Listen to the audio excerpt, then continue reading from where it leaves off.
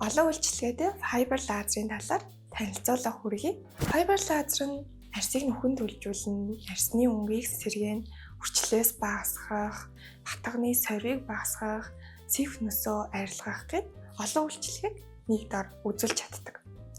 Яаж ингэж үйлчилгээ үзүүлдэг юм бэ гэхлээр тухайн лазер маань өөрөөсөө хоёр төрлийн долгионы урттай хоёр лазерыг ялгаруулдаг гэсэн.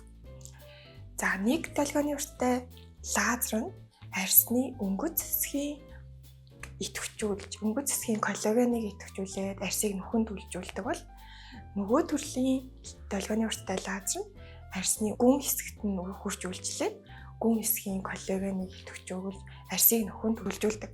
Тийм учраас арсны өнгөцөөс гүн хүртэлх буюу юм жигэд арсыг нөхөн түлжүүлж чаддаг гэсэн.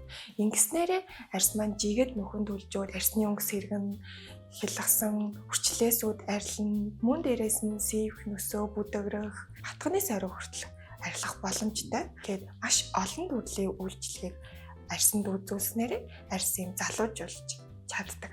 Бусад лазеруудыг бодвол арсанд хамгийн бага гэмтэл учруулдаг. Тийм учраас бүх төрлийн арстай хүмүүс тохиромжтой байдаг.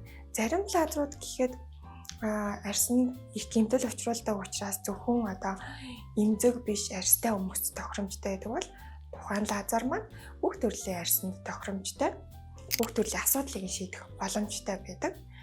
Дээрээс нь 3 удаагийн эмчилгээний дараа мэдгэдгүүц үр дүн гардаг. Буюу богино хугацаанд үр дүн гарах боломжтой байдаг.